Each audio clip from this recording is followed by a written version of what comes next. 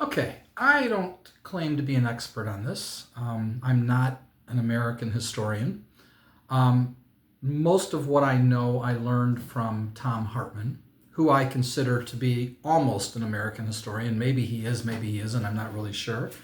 And I don't know for a fact that everything he taught me is true or not. He's just a talk show guy. He had his own TV show, his own radio show. I first heard him on the radio. And he's the reason I went from being a moderate conservative to a progressive democratic socialist. I'm not anti-capitalist. I always have to say that because when the minute people hear socialist, they think, "Oh, you're one of those people who hate capitalism. You're a commie." I don't even know exactly what communism is because I've never read the Communist Manifesto, but I do know a little bit about it, and I do know that it's similar to socialism, and I'm 99% certain that most conservatives have no clue what communism is and couldn't tell you what it is if their life depended on it. They just love to say that it's terrible and evil and blah blah. It's like I'm not an expert. I can't say. I'm not an expert on democratic socialism. But there's a difference between socialism and democratic socialism. Not much, but Bernie Sanders is a democratic socialist. He always pointed that out. When people would say, "You're a socialist, right?" He'd go, "I'm a democratic socialist." Meaning he wants these things done in a democratic manner, which is literally American. But anyway, I'm going to give you a brief history of American history, 20th century American history. I could be wrong about some of this. I'm going to go off the top of my head. I'm not going to look anything up. But there is such confusion, and I don't know how much of this has to do with the fact that Reagan gutted the public education system when he put Bill Bennett in charge of public education, when he was literally against the whole concept of public education. And there are conservatives who want to do away with public education. I'm fairly certain that in the 1950s, America's public education system was one of, if not the best public education systems in the world. I could be wrong. I could be wrong about anything I'm about to tell you. So feel free to correct me. And it's not about I'm right, you're wrong. It's about this is what I believe to be true. Okay. There were two competing theories for how America should be run, for how an economy works. In the 1920s, there were two or three Republican presidents. I think there were three in the 1920s. And they did what Reagan did.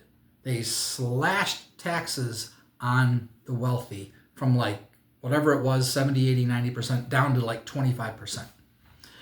Now, 25% does not sound like a ridiculously low tax to me, but then again, I know that with the write-offs and loopholes, that 25% basically worked out to less than 10%, probably less than 5%. And that the many corporations to this day are paying nothing in taxes because of all the write-offs and loopholes and the ways to get around it, which is insane. Okay. I need to go back, though, before the 1920s. America had just come out of the days of the robber barons, the Gilded Age, the age that Trump says we're going to bring back now. We're going to have a second Gilded Age. That is the worst idea that you could have. But Republicans think it's great. So Republicans will say, I'm wrong. All right. The days of the robber barons, and I know only a little about it, was around the 1890s. We had great Republican presidents like Abraham Lincoln, Teddy Roosevelt, and Dwight Eisenhower in the 20th century. Those are Republicans that I would vote for today if they ran for office. I am not a partisan liberal.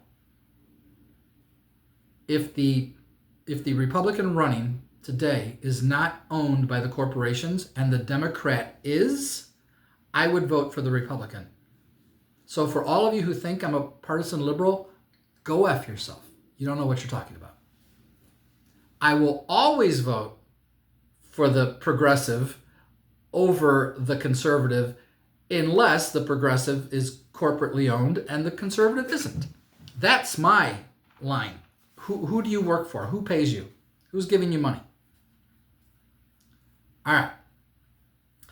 So the days of the robber barons were horrible. You had a small amount of people living in wealth, just like we do today. They were the super wealthy of the day. And then you had this small little class of, it was called the mercantile class, I think, merchants. And everyone else was the working poor. There was no such thing as a middle class. It didn't exist anywhere in the world. That's what the world was. The wealthy elite, less than 1%, small little group of merchants who lived well. They were basically the middle class, I guess you could say. And then everyone else was the working poor. And that's where we're going back to. And Trump said we're going to bring in a new Gilded Age, and Republicans are like, yay, this is fantastic. No, it's horrible. It's disgusting. So that was what happened. I'm assuming Teddy Roosevelt, the Republican, fixed things, made things better because he was a good man. Look up the quotes that he said. Look up what he said. And everybody knows that Abraham Lincoln was a great president. If you don't know. Well, but in the 1920s, so apparently, I'm guessing it was Roosevelt who had the taxes up high on the wealthy. These Republican presidents slashed the taxes. And we had what was known as this booming economy erupted from these big tax breaks for the wealthy. It was called the Roaring Twenties. Have you heard of it? The 20s were known as the Roaring Twenties. The rich were partying like it's 1999, if I can quote a phrase, and money was flying around like crazy. And when you have this kind of reckless behavior, it's going to blow up. And the market crashed. Okay? Republicans are the only ones who have ever crashed the market. I don't know why. The Democrats are so corrupt today. I'm shocked they haven't crashed the market. Oh, wait, I just said the Democrats are corrupt and they're bad. But I'm a partisan liberal, right? Yeah. So, that's what happened. But the Republicans will tell you it wasn't that caused it. It was the liberals who caused it. Their government interference, their government regulations. They got in the way and tried to regulate business, and that's what crashed the economy. Well, that's their theory. The other theory is that FDR came in after the crash, Franklin Delano Roosevelt, and did this thing called the New Deal. Maybe you've heard of it, the New Deal. He raised taxes back up on the wealthy, and he started creating programs that would help people, and he brought us out of the Great Depression. Now, he made mistakes, and he may have had some corruption in him too. I don't know if he was perfect. I don't know if Pearl Harbor was planned, and he was a part of that, or when he made his, famous statement, the day that will live in infamy, that he meant it from his heart? Or was he part of this whole thing that got us into war? I don't know. I don't know if he's guilty or not. Don't have enough information. So, what FDR did, what the New Deal did, and Democrat and Republicans have been trying to destroy it ever since, and they've succeeded now, pretty much. They've succeeded. Is that he created the greatest economy the world had ever seen. Just my opinion. The greatest economy the world had ever seen. It was so amazing that America became the envy of the world. Now, did that happen in the 30s or the 40s or the 50s? I don't know. I'm guessing the 40s is when this happened. America became the envy of the world, and people from all over the world started coming here. Why? Why would they come here? Well, you see, this thing rose up out of FDR's New Deal called the middle class. And all of a sudden, everyone, or I should say anyone, could live a good life. They could raise a family and retire with a pension and Social Security on one income. Raise a family, live a life, own a home and a car, and work the grind 9 to 5, but live a good life. They weren't the working poor anymore. The middle class was born. This is something that never existed in the whole world, which is why America became the envy of the world. Look what this country is doing. The masses are thriving. Now, how could a political party be against this? Yet the Republicans were against this, and they tried to stop FDR, and they couldn't. He won 3 presidencies in a row, and they were so mad that they instituted a rule saying from now on presidents can only serve 2 terms. And now they're about to change this to give Trump a 3rd term. Do you even know that? Trump's already shown a hat that says Trump 2028. He said in one of his speeches, you won't have to vote anymore. Do you know that he said that? I watched him say that. I was watching a speech back when I was listening to this horrible man. I won't listen to anything anymore. I will not listen to him talk. I will not listen at all. Because everything he says is a lie. And he accidentally blurted out that the thing was rigged too. He didn't say it like that, but it was clear that what he said was, so the elections are rigged, and he knew he was going to win. And then he tried to act surprised when they won. He knew he was going to win because Musk fixed the elections. So, everyone in the world now is trying to come to America. And what is America's response? Now, I don't know when the Liberty Bell, not bill, was created, but written upon the bell, and I don't have the whole quote, but I'll go from memory here, it says on the Liberty Bell. And I think this was in response to the fact that everyone from all over the world is trying to come to America. What was America's response to that? Give us your tired, your poor, your huddled masses, yearning to be free. And then something about tempest tossed, and I forget the whole quote. That's on the Liberty Bell. I'll bet you Trump doesn't even know what the Liberty Bell is, or let alone what's on it.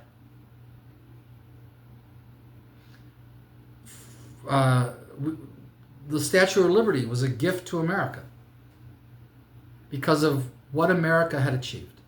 And I don't know the whole story behind why it was given and who gave it and all the details. France, I'm guessing. See, I don't know everything. I mean, I'm just going by memory here. I mean, I could look it up. It's real easy to look it up. Where did we get the Liberty Bell from? Why was it given to? Google has all of the information for you. Google will answer all of your questions. Google is God. It's amazing. I believe that I actually think that there is a possibility that Google is alien technology. Just a wild guess. So the world is trying to come to America by boat. And we said, come. Come. We want you to come. You're welcome to come. And America became the great melting pot. We are a nation of immigrants. We're not Native Americans. You know who's in Germany? Germans. You know who was in America? Native Americans, and then settlers, immigrants. And then immigrants come from everywhere. And so every nationality, every religion, every race, every ethnicity, every creed comes to America. But people don't want that. The settlers were all white Europeans. And they want to go back to that. Why? Why can't white Europeans just be one of many of what America is? What is wrong with other ethnicities, other races, other whatever? Why this? It's got to be us because we were the first ones. We're the ones who settled. So what? Why would we say to all the ethnicities coming to America, everyone from all over the world, come? Give us your tired, your poor, your huddled masses yearning to be free. Why would that be America's response if all you want is a bunch of white European men running the world? I guess I'm a white European. Meineke is German. My mom said I'm part Norwegian, part English, a little bit of French. I said to her, so in other words, I'm a mutt. And she said, yes. I said, good. I like that. But I'm white. I make no apologies. Why should I? So ridiculous. I'm a straight white male. Oh no! What does that have to do with anything? It's just it's so ridiculous. So the one economic theory, the Republican economic theory, listen to them, they still believe it. Slash taxes on the wealthy, and now they want to raise taxes on the poor.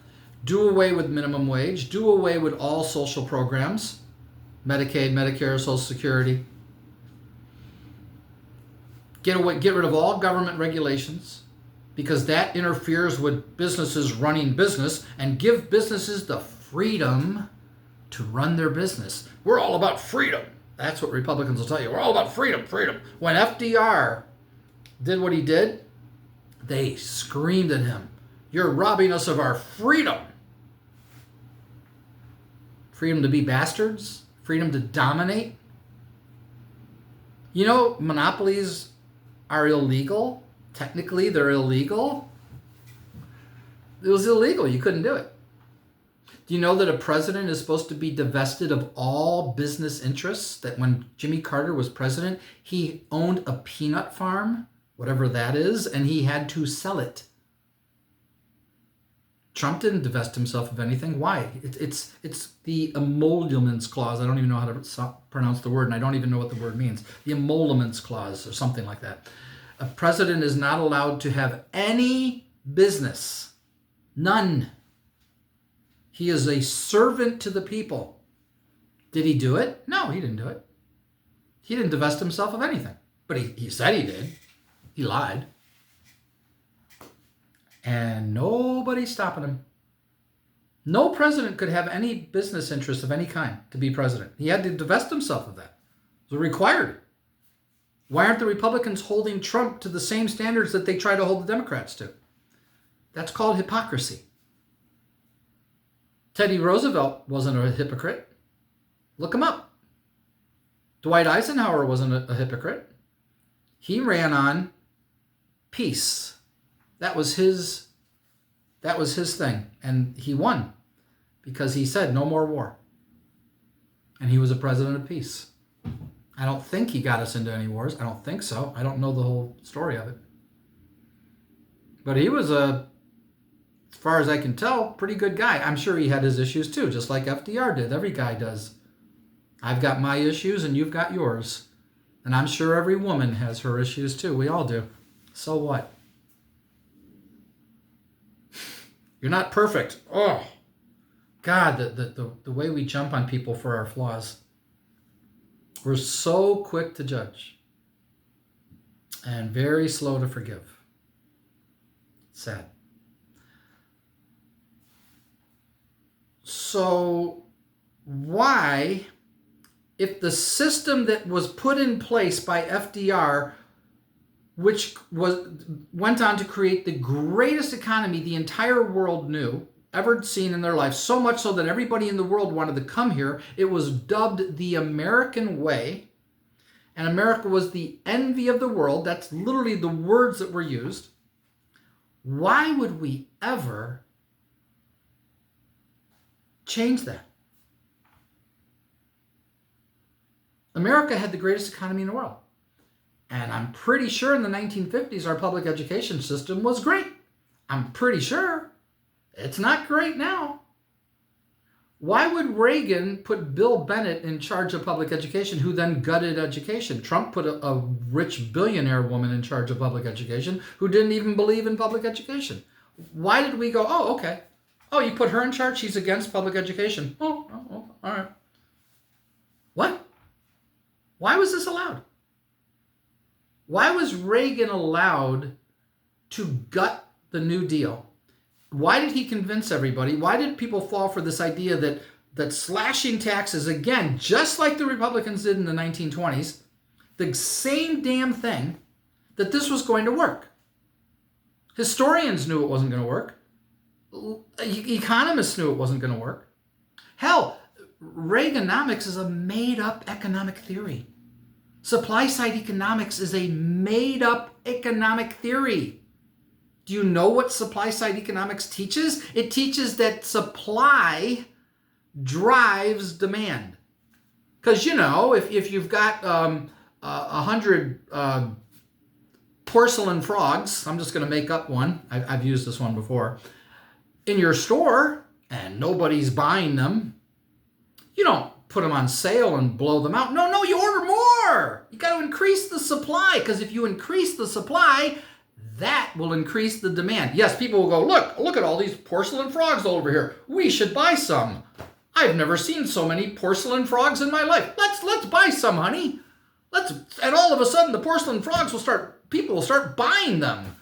You just got to increase the supply. That's Reaganomics. And to this day, search YouTube, supply side economics. There'll be people defending it. They won't say what I just said. You increase the demand by increasing the supply. That's literally what supply side economics is. Unless I'm wrong, this is what Thom Hartmann taught me. I told you about his video in another video of mine, this video called 2 Santa Claus, the number 2 Santa Claus. Type in his name with 2 Santa Claus. Watch that video. You won't believe the stupidity with which Republicans operate, and somehow this idiotic party has convinced 1/4 of this country, because the Democrats are 1/4 of this country and the Republicans are 1/4 of this country, and the other half are independents who don't like either party. And I'm one of those people. Even Bernie Sanders condemned the Democratic Party back in the day. He always did. He has a little bit lately, but he always said both parties are owned by big money interests. That's why he ran as an independent. But he caucused with the Democrats because the Republicans were worse. The Republicans want to get rid of social programs. Why would people vote for politicians who want to get rid of social programs when they are literally on Social Security, Medicaid, Medicare, food stamps, and whatever other things they're on? Welfare, whatever it is. So here comes politicians saying we need to do away with all that stuff and we need to do away with the minimum wage. They want to do away with the minimum wage, folks. And people earning a minimum wage are going, yeah, let's vote for Republicans because these Democrats, these stupid libtards who want you to have Social Security, Medicaid, Medicare, a living wage. You know the original intention of the minimum wage? Do you know what it was? It was a living wage. A minimum wage should be a living wage. You know what a living wage would be today? Like $20, $25 an hour. That would be a living wage today. Somewhere around there. Some people think 30. Whatever. Bernie just wanted 15 and they laughed at him. The federal minimum wage hasn't gone up in decades. It's like $7.25. Nobody can live on $7.25 an hour today. Unless you live in Wyoming. Maybe in Wyoming you can do it. I think that's one of the cheapest states, the cost of living. Something like that. But that's literally 20th century American history in a nutshell. And I don't think our public education system is teaching people this. Gee, I can't imagine why our public education system, which is owned by the government, wouldn't want to teach children the true history of this country, let alone the history of how we wiped out Native Americans and killed them and did all kinds of horrible things to them. They don't want that being taught either, apparently. Because God forbid we should tell people the truth about history. We are living in the twilight zone, and people to this day are still blaming the left. Not that the left doesn't have a lot to blame about. There's a lot to blame the left about. They're corrupt, they're pro-war, pro-fracking, pro-military industrial complex, pro-big pharma. They are in bed with the big money interests, and that mostly began with Bill Clinton. I'm sure they were invested in big money interests before that, back in the 70s, back in the 60s with Vietnam, all the illegal wars that we've been through in the 60s and 70s. I mean, there was a lot of rebellion back then from government, corrupt government. And I'm sure the Democratic Party was corrupt back then. But the Republicans are worse. I don't get it, man. I don't understand why we don't want our children in this country taught true American history. It's very easy to teach it. We have all the facts. We have the writings from all these people who lived here. We have George Washington's diary. It's on display, I'm told. I've never seen it. But we have their writings. Thomas Jefferson, James Madison, we have them writing, discussing what they were doing and the country they were trying to create and why and what they wanted to stop corporate power. I couldn't believe that. I had no clue corporations even existed back then. But the Boston Tea Party had to do with the East India Tea Company, a corporation that was trying to put all of the settlers out of business. All of the American settlers, tea was a big deal. That was, everybody drank tea because we were a British colony. And so the Boston Tea Party was a rebellion against a huge corporation that was trying to undercut all the little village shops and put all of them out of business. And they said, oh yeah? So they took their tea and dumped it in the ocean. And you were told, it's all about a tax cut. You've been lied to about the Boston Tea Party. Again, I learned this from Thom Hartmann. You can watch his video on that. He was surprised when he found it. He didn't know the true story of the Boston Tea Party. Now, is he wrong? I don't think so. I don't think he's wrong. I think we're being lied to. It's a crazy story. It's literally the opposite of what we think the Boston Tea Party is about. It's about the East India Tea Company. Well, think about it. What do you think the East India Tea Company is going to try to do? They're a huge, huge company, and you come to America, and on the shops, or when you get to America, all along the shoreline are all these little tea shops. And in rebellion, they threw the tea. Why would they throw the tea over if it was their tea? Why would they throw their own tea over? It was in East India Tea Company's tea. They threw their tea. They screw you. They're going to knock you out of business. And that's what they're doing now. They're knocking people out of business. Do you know how many businesses are going out of business? And do you know that corporations are now buying land and property all over this world all the time? Houses for sale are being bought by corporations. Land, public land is being bought by corporations. This is why I say in the future, and I say less than 50 years from now, I hope I'm wrong, the corporations will own everything and the people will own nothing. The only people who will own anything are the rich billionaires. They'll own things. No one else will. The millionaires, they might own some things here and there. But your home will be, your landlord will be a corporation in the future. Everyone. We are going back to the Gilded Age. Trump is right about that. We are going back to the Gilded Age where they owned it all and everybody is the working poor. The middle class will be gone. There will be no middle class. And this is the kind of world we want? And the Republicans have convinced all of their people that, yeah, this is right. Libtards are stupid. This is insanity. Anyone can figure this out. Unless I'm wrong. And I'm sure. Oh, if somebody proved to me I'm wrong, I'll become a conservative again. Because like I said, in the 80s, I listened to Rush Limbaugh, and I half bought what he said, and I was a moderate conservative. You know, I'd never really listened to anyone on the left. Hartmann was the first one I listened to, and I'm like, wait, this guy doesn't sound at all like what Rush Limbaugh said the left are. Hateful people who hate America and hate God and hate their life and are just miserable wretches and they're horrible, awful, and they want to tax everybody. And I mean, Rush Limbaugh painted this picture of what liberals were, and then I listened to Thom Hartmann. For the first time in my life, I listened to a left-wing talk show radio host, and he was literally the opposite of everything Rush Limbaugh told me the left was. And literally in 6 months, from listening to Michael Medved and Thom Hartmann back and forth, and I'm going to listen to both, and I'm going to give them each an equal share, and I'm just going to draw my own conclusions, and I became a progressive democratic socialist in about 6 months. And all of a sudden, everything Michael Medved said, I saw right through, and I said, oh my God, you are a con man. He's so good at it. He was so good at conning you because he sounds so nice, and he's very well educated and very well spoken. Unreal. Not that Hartman is perfect. He's no more perfect than I am. He knows way more than me. And I'd love to meet him. I'd love to talk to him. I'd love to interview him. Tom, can you come on my little tiny YouTube channel? Let's talk. I'd love to do that. I'd go on his channel. He'll never have me because I'm nobody. I'd love to talk with Thom Hartmann. Sad. Don't think I ever will.